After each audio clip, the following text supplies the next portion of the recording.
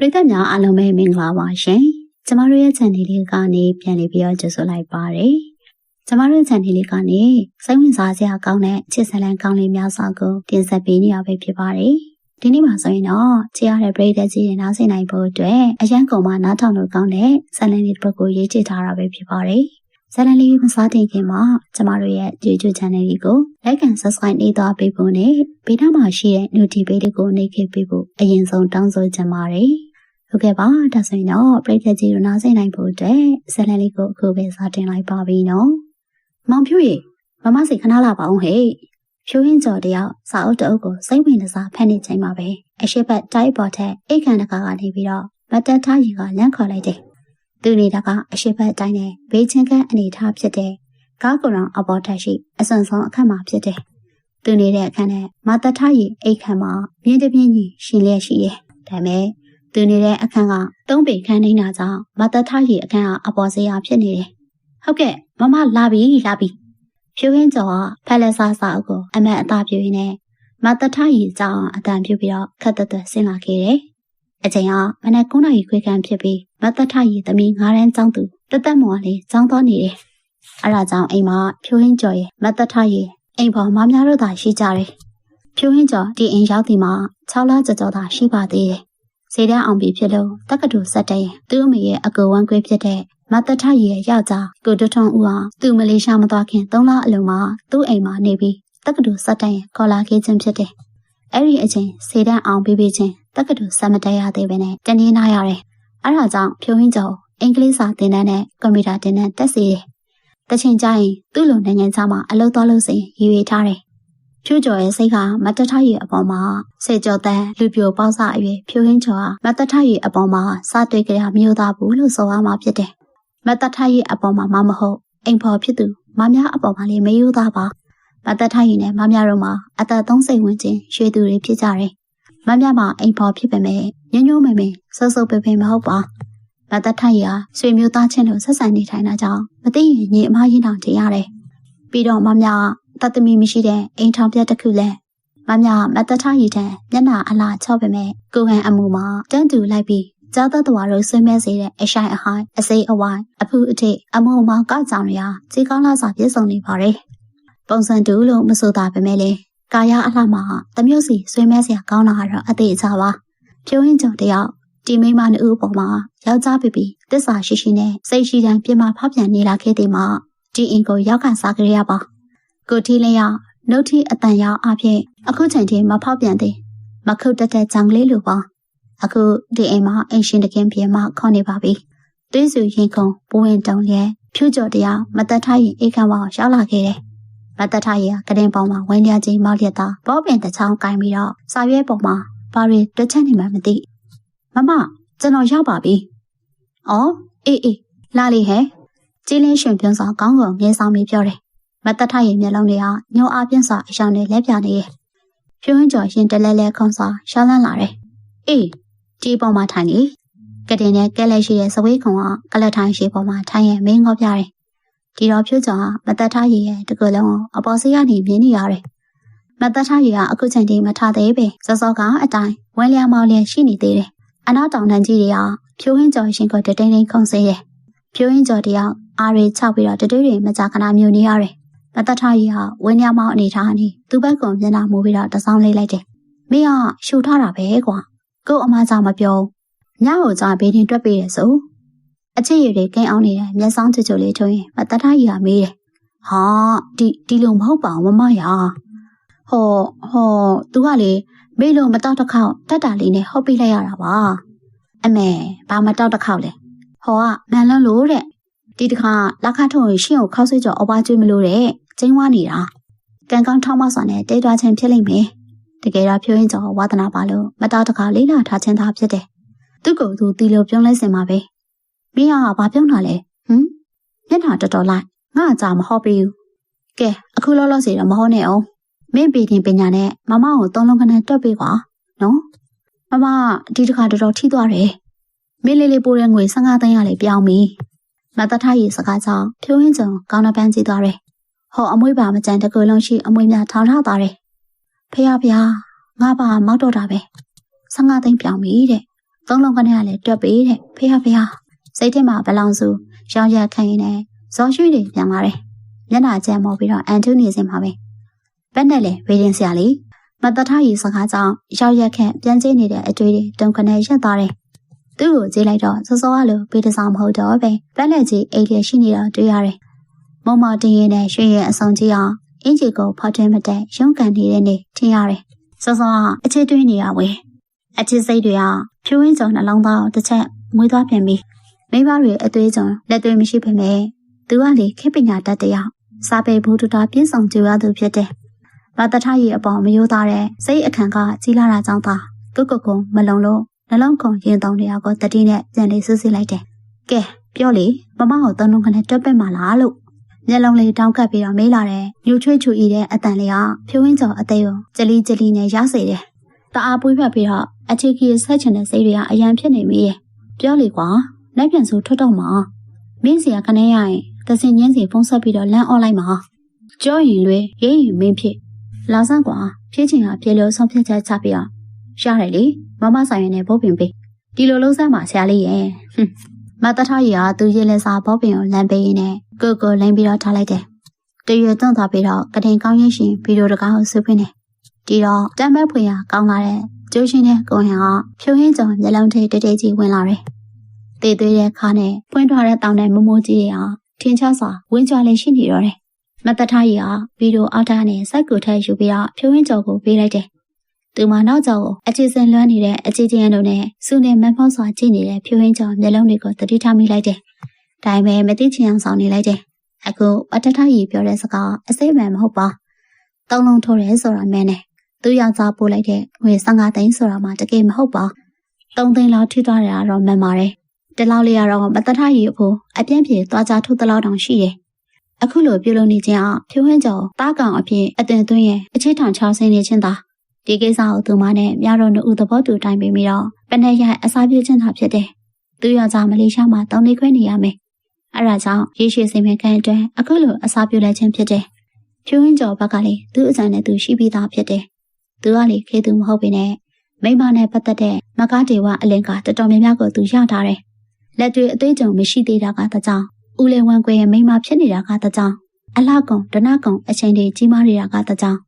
်မြပြလာဆိုတော့ဟိုအကြောင်းဒီအကြောင်းတွေကြောင့်မတထရီကိုရှိန်နေခြင်းဖြစ်တယ်ဘာပဲဖြစ်ဖြစ်မတထရီကမိမမယ်လေတော့ပါတယ်လေတော့ကဘသူအတွက်ဖြစ်ရမှာလဲလေတော့မယ်ကိုပါနဲ့ဂေဟဆက်မတာကဘာနီးကမှကြားမယ်မဟုတ်ပါလားဖြိုးဝင်းကျော်ကောင်းထဲမှာသူရထားဖို့တဲ့မကားတေဝလင်ကအပိုင်းစားတစ်ခုကဝင်ရောက်လာတယ်ကြုံရနင်းလိုက်ကြိုက်ရနင်းမြောင်တွေးမရှောင်တော့မတထရီရောဘာမို့လို့လဲမမလက်ပြန်တောက်ကြနေနော်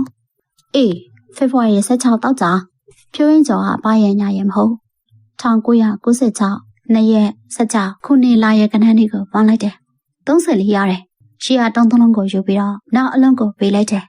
လက်ပြန်မြန်မာနေ့လရဲ့တွေကိုပေါင်းလိုက်တယ်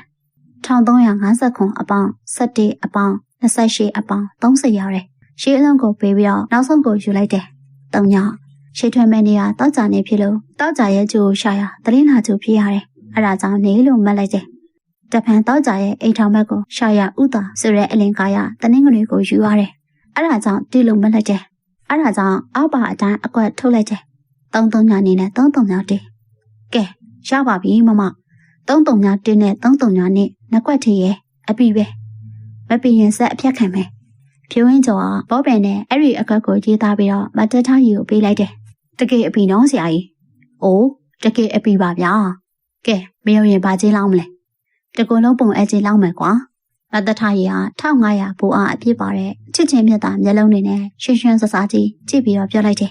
ဖြိုးဝင်းကျော်ကသဘောမပေါတာကြောင့်ကြောင်ကြည့်နေစင်ပါပဲဟောဒီလိုလေးကွာမိမရင်မမတကူလုံးမင်းစီကိုပုံအပ်မယ်မင်းကြိုက်တယ်လို့လုပ်မင်းရှုံးရင်လည်းမင်းတကူလုံးမမစီပုံအပ်မမကြိုက်တယ်လို့လုပ်မယ်ကဲဘယ်နဲ့လဲဘေဘက်ကကြည့်ကြည့်အမျက်ချင်းမို့ဖြိုးဝင်းကျော်ကကဲစိန်လိုက်ပြောင်းဆိုပြီးတော့တက်ကြောက်စွာပြလိုက်တယ်မတထရီကကောင်းရင်ပဲနိုင်ရမှာတက်ဆင်ထားတဲ့ခလုတ်လေးကိုနှိပ်လိုက်ရမကြမီမမြရောက်လာတယ်။ဘာခိုင်းစားရှိလို့လဲမမ။အော်ဒီမှာအများရဲ့ဆရာကြီးကပေးရ3လုံးခနဲ့2ကွက်။အဲ့ဒါဒဇင်ရင်စီမှာဖုန်းဆက်ပြီးတော့မာလိုက်စမ်းပါ။တကောက်က9000စီတင်လိုက်။ထားဟန်ဖုန်းကဓာတ်ခဲအောက်ကုန်နေလို့ရှော့ဒီမှာဆရာကြီးပေးရခနဲ့ မမြမတထရီပေးတဲ့စာရွက်လေးကိုချင်းမလိုက်လား3 ညနေ3 ည3ဆိုပါလားမမြစာရွက်အပိုင်းလေးယူပြီးတော့အောက်ထပ်ကိုဆင်းသွားတယ်မတထရီကဖြုံးဟင်းကျော်နောက်ကျောင်းကနေမတက်ရက်ပြီးတော့ပခုံးကိုခပ်ပွားလေးစောက်ကန်လိုက်တယ်ကဲငါမောင်ရုံပြီးတော့မမကတော့ထိုးချလိုက်ပြီနော်လောင်းကြီးကိုလေးမမေးနဲ့လက်ပြန်3 နာရီခွဲကြာအဖြစ်ပေါ်မှာပဲအဲ့တော့ဘာလဲမမငကယ်ပြုတ်သွားလို့လားဖြိုးရင်းကျော်ကလက်ထိုင်ပေါ်ကနေဆင်းပြီးတော့စပွဲကုံအောက်ကိုငုတ်ပြီးတော့ငကက်ကိုရှာတယ်မတွေ့မတထရီကလည်းကတင်အောက်ကိုငုတ်ပြီးတော့ရှာနေတယ်အရှိပိုင်းကကတင်အောင်ရှောင်းနေရမို့တူးထောင်ကုန်းတလို့ပုံစံကြီးဖြစ်နေတယ်စင်ကာဝင်းထင်နေတဲ့တောင်တန်းကြီးတွေကအထက်ကအနှင်းငယ်မြောက်ပြီးတော့ဖွေးအေးချေတလုံးသားတွေကလည်းဖြိုးကျော်ကိုမြူဆွေကလိနေကြတယ်ဖြိုးရင်းကျော်တရားမတထရီပုံစံကိုကြည့်ပြီးတော့ကိုပွားကလည်းတော်တော်ဖြစ်နေတယ်အခုနေအခြေကြီးဆက်ချင်စိတ်တွေပေါက်လာတယ်မမတွေ့ပြီလားမတွေ့သေးဘူးဖြိုးရင်းကျော်ကတောင်ကအကွက်နေတဲ့အတန်နဲ့မိလိုက်တယ်ဖြိုးရင်းကျော်စပယ်အောင်ရှာပြီးတော့ကတင်ချင်းပဲကြည့်လိုက်ရစိတ်နဲ့ကဝင်းဝင်းလေးကိုကတင်ချင်းမှာအခန်းသားလေးတွေးလိုက်ရတယ်ဟောတွေ့ပြီမမဒီမေဖြိုးရင်းကျော်ကငကက်ကိုကောက်ယူရင်းပြောလိုက်တယ်ဒီတော့မှမတထရီကလေးကတင်အောင်အနေနောက်ဆုံးရင်းနဲ့ထွက်လာတယ်ကျေးဇူးပါပဲငါမောင်ရဲ့ကဲမမကျွန်တော်သွားတော့မယ်နော်အေးမတထရီလက်ထဲငကက်ပိန်နဲ့အောက်ထပ်ကိုဆင်းလာခဲ့တယ်နကလန်ပိတ်နေစဉ်ကျဲတီလေးပြုံးနေပြီးခဟာဟာဖြစ်နေတဲ့ရွှေရင်အဆောင်နှမောင်မြင်ဖြစ်အောင်ပြင်လိုက်သေးတယ်။ရွှေရင်နှဆောင်ကအဝင်းမွဲတင်းပြောင်နေတယ်။ပြုံးရင်ကျော်စိတ်ထဲမှာဖျောက်ပြက်လို့မရအောင်တဝေဝေရှိနေပါတော့တယ်။26 လ1996ညနေ3 နာရီ5 မိနစ်ကျော်လာပြီမို့ပြုံးရင်ကျော်စိတ်တွေကနာမငြိမ်လှုပ်ရှားနေတယ်။သူရန်တုံမန်တုံပေးတဲ့ခေတဲ့ကဏ္ဍအတွက်စိုးရိမ်မကင်းဖြစ်နေမိတယ်။သူ့တာဝန်ရှိသလိုခံစားနေရတယ်။ရတဲ့ကာထာတရွှေရင်နဲ့မကြမီမိခနဲ့အိပ်ပျော်သွားတယ်ဝေး300နေတဲ့ပေါက်ပြီဟေးမောင်ဖြို့ရေမင်းပေးတဲ့ကရံပေါက်ပြီဟေးနင်းရှိုင်အိပ်ပျော်နေစဉ်မတထရဲ့အတန်းဟာသူ့နာအကြည့်လွားကိုရိုက်ခတ်တယ်ဒါပေမဲ့ဝိုးတဝါနဲ့သာမောင်ဖြို့ရေဟေးမောင်ဖြို့300နေတဲ့ပေါက်ပြီဟဲ့ဒုတိယအကြိမ်ပြောမှပဲတိတ်တိတ်ကွယ်ကွယ်သိရတော့တယ်ဖြိုးရင်းကျော်တရားဝမ်းတာလုံးဆိုပြီးတော့ကတင်ပေါ်မှာဝုန်းခနဲ့ထားပြီးအောက်ထပ်ကိုဆင်းပြေးခဲ့တယ်သူကောင်ထဲမှာတကူလုံးပုံအပ်ကြီးအဲ့ဒီအတန်းကိုသာကျေးလောင်စွာမြင်ဟိနေပါတော့တယ်မမြတက်မုံလေးကိုခေါ်ပြီးတော့ဆိုင်ကယ်တစ်စီးနဲ့ဈေးချုံညစက်ဘက်ကိုထက်သွားတယ်မမြကမုတ်ဖို့တသိန်းတမီဖြစ်သူတက်မုံလေးတသိန်းပေးလိုက်တယ်သူတို့ထက်သွားတာညနေ6 နာရီတစင်ကြီးကည8 နာရီမှငွေလာပို့မှဖြစ်တာကြောင့်မတထရီကသူ့ငွေကိုခဏစိုက်ထားလိုက်တယ်မတထရီတရားတမင်ပြိုလေးတစ်ခွေမြို့ကျတက်လက်နေတယ်စုပ်ကောလက်ကောစုံဝင်ဖို့ဆိုတဲ့မှာတကယ်မလွေပါအဲ့ဒီအထင်မှာအခုလိုတနေ့တပြိုင်တည်းဝင်ဖို့ပိုလုံးမလွေသေးပါအခုက3,500 ခွဲပတ်တယ်ဖြိုးရင်းကျော်နိုင်သွားတာကြောင့်သူမတို့ကိုလုံးကိုလွေရပုံအပ်ရတော့မယ်သူမတို့ကိုလုံးဖြိုးရင်းကျော်ပြုသူများနူးရတော့မယ်ရိုးပြောရရင်တော့ယောက်ျားနဲ့ကင်းကွာနေတဲ့အိမ်ထောင်ရှင်မိန်းမတယောက်အဖို့အဒီကမွေးသိမ့်လွတ်လာချက်ကိုဘွားနဲ့မကင်းရမဟုတ်ပါလားသွေးသားစုဖြိုးပြီးအလားတွေကတရေရေတူးနေတဲ့မမတထရီလိုအသက်30 ဝန်းကျင်အိမ်ထောင်ရှင်မိန်းမတယောက်အဖို့ဆိုတာအရရပို့ပြီးတော့လွတ်အပ်တယ်မဟုတ်ပါလားမမြနဲ့မိမချင်းစခန်းသွားရတာလေအဆင်မပြေပါအထိုင်အလျော်ဆန္ဒကလည်းပြင်းရင်ပါတယ်နှူဦးနဝကျင်းတဲ့မူကလည်းအချိန်ချင်းရခဲ့ပါတယ်ဒါပေမဲ့ယောက်ျားစစ်စစ်တယောက်ရဲ့ကိုဘွားလောက်တော့ဘယ်လိုထိရောက်မှာလဲသူတို့တွေကကိုဘွားအကြောင်းကောင်းကောင်းကြည့်တီးထားကြသူတွေမဟုတ်ပါလားအဲ့ဒါကြောင့်ဖြိုးဝင်းကျော်အချစ်ထောင်ချဆင်ဖို့စိတ်ကူထားခဲ့တဲ့စိတ်မင်းကန်းလက်တွေ့အကောင့်တွေပေါ်လိုက်ခြင်းဖြစ်တယ်မဖော်လို့လည်းမဖြစ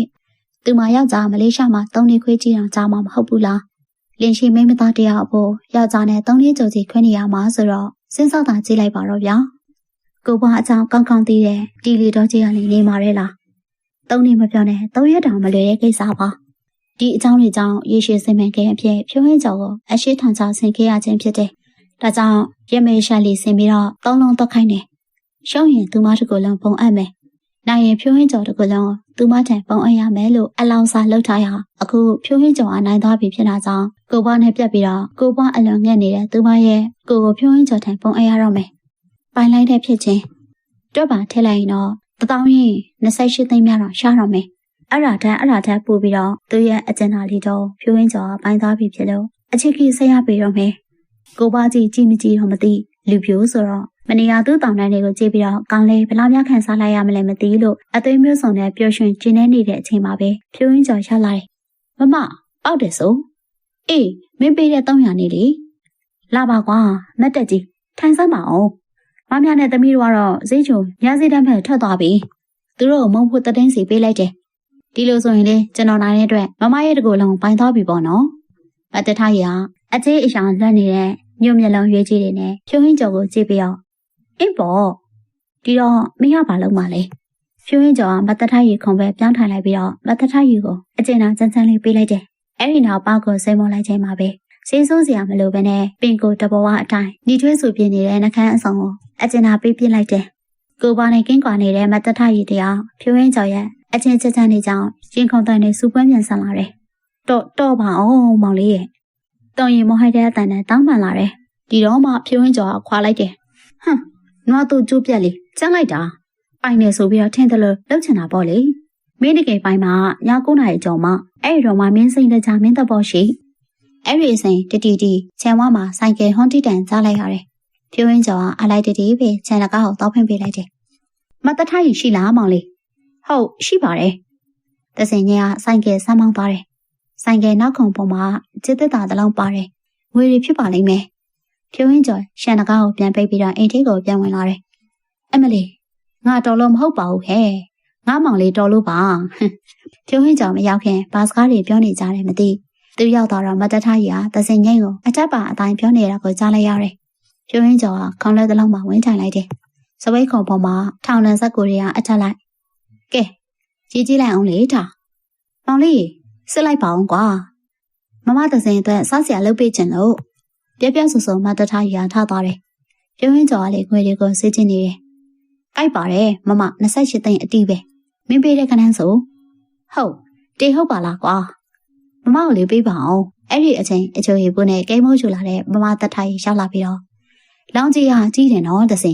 ်သူ့ဘက်ကနိုင်ရင်တကူလုံးပုံအပ်ကြီးတဲ့မင်းကလောင်းရလို့လားချက်ဆိုခွက်ကမိတောက်ပြီးသား20ရာစုမိမသားများပြပြီးစိန်လိုက်လေထားရဲ့စုပ်ရောလက်ရောတပြိုင်တည်းဝင်နေကိမ့်မယ်စမ်းနာမက်လို့တစင်ကြီးကဖြိုးရင်းကြော်ကိုပြောင်းဆဆမျက်နှာနဲ့မခိုတီကိုကြည့်ရင်းနဲ့ပြောလိုက်တယ်အသေးကြော်နှုတ်သေးတဲ့ဖြိုးရင်းကြော်တယောက်မျက်နှာတစ်ခုလုံးညီမြန်းကထူပူချင်းပိန်းသွားတယ်မင်းမောင်လေးကနှုတ်ပါသေးတယ်ကွာဒါရီကမင်းလက်ချက်နေမှာတစင်ပိုင်းထဲမှာပုံထားလေးရှိတယ်ဟဲ့သူပြောနေတဲ့စကားအနေထားကြောင့်ဖြိုးရင်းကြော်ပို့ပြီးတော့အနေရခတ်လာတယ်ထသွားလို့လည်းမကောင်းရှက်ရှက်နဲ့ဒီတိုင်းပေးထိုင်နေလိုက်ရတယ်ကဲကိုပြန်မယ်ထောင်မတစင်ရင်ပြန်ရထားလိုက်ခြင်းအေးရော့မင်းအတွက်မဟုတ်ဖို့သုံးသွားဟာပွားတာပဲဟေးတော့တထတယောက်တကူလုံးပုံအပ်ပြီးချစ်စစ်စိန်တဝကြီးခံစားဆန်းစားနိုင်ပါစေတော့ပေးရစုနဲ့ပြေးပါစေတော့ည9 နာရီမတက်ထားတဲ့အောင်သူသမီးကိုအကျိုးကြောင့်ပြောပြီးတော့အပြင်ကထားသွားမယ်ဆိုပြီးမမကိုမျက်ရည်ပြပြီးတော့ခေါ်ထုတ်လာတယ်အဆန်းစားမှကြနေတယ်စိတ်ချပါမမညတာဝန်ထားပါပြပြကြီးဖြည့်ရပါမယ်အေးโอเคပဲနောက်တစ်ခါဆိုညအလေးပေါ့ကွာနေရောက်တာလမ်းခွဲလိုက်တယ်ဘာတထားရီကဖြိုးရင်းကျော်ရှိရာကားကိုယ်တော်ဘက်စီကိုမမအိမ်အောင်ထက်ကိုတက်မော်လေးရလေသူကြိုက်တဲ့ဇလန်းခွေရဲ့တပုံကြီးဝေခဲ့ရတာမို့28လက်မ TV ရှိမှပျော်လို့မြူလို့မတထားရီတရားဖြိုးရင်းကျော်ရှိရာအပေါ်ထက်ကိုတက်လာတယ်နှခမ်း3 ပင်နှစ်ထပ်မို့အတော်ကြီးပါတယ်ကားရှိစဉ်ကအောက်ထပ်မှာကားထားပြီးတော့ပျက်စီးအဟောင်းတချို့ကိုတင်းစီထားတာကြောင့်ကိုတော်လှုပ်ဆိုပေမဲ့စင်စင်အထိုင်အလျောက်ကြီးဝန်းတဲ့အန်တလုံးသားသူမယောက်ျားမလေးရှားမသွားခင်လာပိုင်းအလိုအပဲကားကိုရောက်ပြီးတော့အခုချိန်မှာကားမရှိတော့ပါအပြင်ဘက်မှာကော်စောအစိမ့်တွေခင်းထားပြီးအဲ့ဒီကော်စောများအပေါ်ကနေအိန္ဒိယပြည်အခင်းတွေစက်ခင်းထားပြန်တယ်အမတ်တမေးဆိုရင်တော့အကျွေးအမွေပွေးရှိပြင်ဆင်ထားတဲ့ပုံစံမျိုးနှစ်ပင်အမြင့်ရှိစပွဲခုံရှိတလုံးကလည်းချထားပြီးတော့စပွဲခုံပေါ်မှာတပေပတ်လီကျဲတစ်ခုထောင်ပြီးတော့အဒရာကူးယုံနေမြေလို့စောပင်နဲ့ခက်ကြကြီးရေးထားတယ်ဖီကျန်ငပြောသည်မဲတဖီကျဲဦးငါလုံးဂရန်ဝီစလီအကြီးတလုံးအချိုရည်နှစ်ပုမန္တလေးဘီယာနှလုံးကလေးတင်ထားတယ်ကျက်ကင်နဲ့ဝဲဦးချောင်းကျော်တွေကလည်းပါလိုက်သေးတယ်မတထားရည်တရားဖြိုးဝင်းကျော်စိတ်ကူကိုတပေါ်ကြကြီးတပေါ်ကြကပြောင်းလိုက်တယ်ကိုရိုရှောင်းခုချိန်ထိအခန်းထဲကထွက်မလာသေးပါရွေချမ်းနဲ့ရေးထားမှမသိတဲ့အဒရာကူးယုံနေပြီဆိုတဲ့စာတန်းလေးကိုတပေါ်ကြနေတတ်နေမိတယ်ပြီးမှအချစ်ဆုံးမတက်လာခဲ့ပြီးအောက်ထပ်တကမပိတ်ခင်မိတာကိုတတိယပြီးတော့ဆင်းပေးလိုက်တယ်သူမအပေါ်ထက်ကိုပြန်ရတော့ဖြိုးဝင်းကျော်လည်းသူ့အခန်းထဲကထွက်လာတယ်ပေါင်းမီတိုစစ်ကျင်အင်ဂျီလက်ပြတ်နေမို့ယောက်ျားပီတာတဲ့ကိုဟန်ကိုအထင်သားမြင်နေရတယ်မုံမော်ရဲ့ရင်အုပ်ပါချက်တဲ့ပိုက်သားဖူးထက်နေတဲ့လက်မောင်းကျသားကြီးတွေကအရွယ်နဲ့မမြောက်ဖွင့်ထွားကြည့်လင်းနေတယ်နေရောက်တာပြန်တူရှောင်းလိုက်ရင်လည်းအခင်းပေါ်မှာမျက်နှာချင်းဆိုင်ဆောင်လိုက်ကြတယ်မတထားရီကဖြိုးဝင်းကျော်ရဲ့ခါကိုတိုင်းဖက်လိုက်ပြီးတော့ကိုနောက်ကျောက်ကိုအနေငယ်လန့်ပြီးတော့ဒါရီလုံးမယ်ဆိုရင်မမကိုပြောပေါ့ဒီကပြီးမှအပြင်ထွက်ပြီးဝဲမလို့မပြောတော့ဘူးလေမမရဲ့ ကျွန်တော်ကလည်း1000ခွက်ပေါက်သေးတယ်ပြီးတော့အရန်ချစ်တဲ့ဟောဒီမမကိုလေပိုင်ရမယ်ဆိုတော့တကယ်ပြောတာလားဟုတ်ပါဗျာဖြိုးရင်းကျော်ကမတထားရီဘာပြန်နူးနူးပွပွလေးဆွေးမောလိုက်ပြီးတော့မမောပြင်းပြောစွာနဲ့အကျဉ်းသာပေးလိုက်တယ်သူရဲ့လက်ဆောင်ကလည်းတောင်တန်းကြီးတွေကိုစော့ကန်ကစားနေတယ်လူတစ်ယောက်လုံးမောင်းထံရောက်လာပြီပဲကွယ်ဒီလောက်မလောဆမှာနဲ့တန်းလိုက်နေပါအောင်အုတ်ရကူရုနေပြီဆိုတာကမြောက်ကျွန်းလေမမရဲ့ပရိသပင်အားထက်တဲ့အဝိကိုဝိအစီဩဇာပြည့်တဲ့တလေးဆန်စားတလင်တမယာစနေမရှိတဲ့အလွန်အေးချမ်းသာရတဲ့မြောက်ကျွန်းကိုတဘောချလန်းလို့အုတ်ရကူရုနေမြေလို့ရေးထားတာလေစိတ်ကူးလေးကချစ်စရာလေးတော့အခုကြည့်လေသုံးလုံးပရိသပင်အားရှားတဲ့ငွေနဲ့စားစရာလေးဖြစ်လာတယ်အချစ်အတွက်မမကလေးရှောက်လာပြီဒီအချိန်အားစားလို့မမနဲ့မောင်လေးကမြောက်ကျွန်းသူမြောက်ကျွန်းသားတွေဖြစ်သွားပြီမမမှာလင်းယောက်ျားဆိုတာမရှိတော့ဘူးဒီတော့မမနဲ့မောင်ဟာချစ်ချင်တလောက်ချစ်ဘာအပြင်းမှမရှိတော့ဘူးပေါ့မမရဲ့စိတ်ကူးကလေးရင်ပတော့တကယ်ရအချစ်ကြီးဆက်မှများစားချင်းနေလိုက်ကြစိတ်ကူးရင်မဟုတ်ဘူးမမရဲ့ဟောဒီမှာလက်တွေ့ပြဖြိုးရင်းကျော်ကမတထားရီကိုပွေးဖက်လဲသိမ့်လိုက်တယ်ပလက်ကြီးဖြစ်နေတဲ့မတထားရီရဲ့အကာအကွယ်တွေကိုဖေထုတ်ပစ်တယ်မတထားရီကဖြိုးရင်းကျော်ရဲ့အချင်းတန်ဖို့လေးစားမြတ်လို့တဲ့ဖြိုးရင်းကျော်ကအဖို့အစားတွေလုံးနေတော့ပါမတထားရီကဝင်းမဲ့အကျဉ်းနေတဲ့ရွှေရင်အဆောင်မျက်နှာအပ်ပြီးတော့ပညာလူပြီးလက်နှစ်ဖက်နဲ့တစ်ခုစီချီလိမ့်ပြီးတော့ရွှေရင်နှစ်ဆောင်သွားနဲ့မနာနာအောင်ကိုက်လိုက်တယ်မတထားရီတယောက်အချစ်စိတ်တက်ပြီးတော့တစ်ကလုံးကြွားရတွန်းလင်လာတယ်အချစ်တကားကြီးပွင့်သွားပြီမို့မတထားရီတယောက်အချစ်ရည်ကြီးတွေတော့စုံစိမ့်ထွက်နေပြီဖြိုးဟင်းကျော်ကလေကြွားတာထဲချအောင်သူတီးသမျှအမြင်အကြားဘိုးသူသားတွေနဲ့အဆန်းကုန်စောက်ကစားပေးနေတယ်မတထားရီပါလေအချင်းမိတွေတပြက်ပြက်ပွင့်ပြီးတော့အခုဆိုရင်အချင်းမိတောင်ကြီးဟာတင်းကြီးကြီးတပြားမြောက်တောင်းလုံလာပါရယ်ဖြိုးဟင်းကျော်ကရွှေရင်အဆောင်ကိုစိတ်တန်းချစောက်ကစားပေးတဲ့နောက်မှာသူမျက်နှာကိုအကျဉ်းသာလေးခွဲလေးကိုရှောက်သွားတယ်အနန္တအငြိကြီးခင်ပြီးတော့လာပါထေဝါလာတဲ့အကျဉ်းသာလေးတော်ကြီးဟာသူ့ကိုကျိုးဆိုဖိတ်ခေါ်နေပါတယ်ဖြိုးဟင်းကျော်ကလေးတော်ကြီးကိုမျက်နှာကိုခွာလိုက်ပြီးတော့အနီးကန်ကြည့်လိုက်တယ်မြောက်ကျွန်းသူဘွားကအရှင်လဲလဲရောက်သွားတဲ့မတထရီမှာသူ့ရဲ့အကျဉ်းသာလေးတော်တမက်တမောကြည့်ရှုနေတဲ့ဖြိုးဟင်းကျော်မျက်လုံးလေးမေးစင်ခြင်းနဲ့တဘောချခြင်းနဲ့ပါတော့တယ်ဖြိုးရင်းကျော်ကအချင်းရည်ချင်းများဆွေးရွှေ့ပြီးတော့ဖိုးရံခုံချနေတဲ့အကျဉ်းသားလေးတော့အားရအောင်ဈေးပေးတဲ့နောက်မှာအကျဉ်းသားလေးတော့တူထီကစားပေးလိုက်ရမတထားရီများထူပူကျင်သက်လာပြီးတော့ပေးကိုရှန်ထွက်နေတဲ့တောင်တန်းကြီးတွေကျုံးဝင်သွားတဲ့အထိနေမထီထိုင်မသာတွန်တွန်ဖြစ်သွားတယ်။အဲ့ဒီနောက်အကျဉ်းသားလေးကွက်ကြီးကိုအကျဉ်းသားနှခမ်းပူလေးနဲ့စောက်ကစားပေးလိုက်တယ်။မတထားရီတရားကိုဘွားနဲ့ကင်းပြတ်နေတာမှာအတော်လေးကြနေတာမို့တကြွတမမာတဲ့တွန်းလင်ကော့ပြန်နေပါရယ်အခါပေါင်းများစွာကျန်နေတဲ့မို့မတထရီဆန္ဒအတိုင်းပထမအခါအချိတ်ကြီးဆက်ရန်ဆုံးဖြတ်လိုက်တယ်။ဖြိုးရင်းကျော်ကကကာရရဖြစ်အောင်ပြုပြင်ပေးလိုက်တယ်။မတထရီတရားအချိတ်အစိတ်တွေတရိပ်ရိပ်တက်ပြီးတော့ဝင်ထွေနေတာကြောင့်အခုချိန်ထိဖြိုးရင်းကျော်ရဲ့ကိုပေါင်းမမြင်ရသေးပါ။မြင်မိရင်လေဝမ်းသာလုံးဆိုပြီးတော့တတိမင်းမြောက်သွားလောက်တယ်။အဲ့ဒီအချိန်ကောပွားကြီးနဲ့လေးကွင်းအတွင်းတရိပ်ချင်းဝင်နေပါတော့တယ်။ကိုပွားကြီးကိုအဆောင်တီမြုပ်ပြီးဖိတွင်ပြီးတဲ့နောက်မှာတဝက်ကြော်ခန်းဆင်းလို့ပြလိုက်တယ်။အဲ့ဒီနောက်ခက်ချမ်းချမ်းအချိတ်ကြီးဆက်ပါရယ်အချိတ်ကြီးဆက်နေရင်တဖြည်းဖြည်းမြန်ဆန်လာတယ်အချမ်း20ခန်းအချိတ်ကြီးဆက်ပြီးတဲ့နောက်မှာမတထရီတကူလုံးလေးထိန်ကိုမြောက်သားသလိုခန်းစားရပြီးတော့နှက်ပြင်းနှက်ရွာကိုရှောက်သွားပါရယ်မကြမီဖြိုးရင်းကျော်လည်းမထိုင်နိုင်တော့ပဲအချိတ်ရဲ့ပူပူတွေကိုအကျဉ်းသားလေးတော်သေးကိုပန်းလိုက်ပါရယ်ဟုတ်ကဲ့ပါကြရတဲ့ပြည်သက်ကြီးတို့ရေဒီနေ့ရဲ့ဇာတ်လမ်းလေးကတော့ဒီလောက်ပါပဲနော်ဒီလိုနားထောင်လို့အရင်ကောင်းတဲ့ဇာတ်လမ်းလေးကိုနေ့တိုင်းတင်ဆက်ပေးသွားပါမယ်ရှင်အားလုံးကိုကျေးဇူးများကြီးတင်ပါတယ်နော်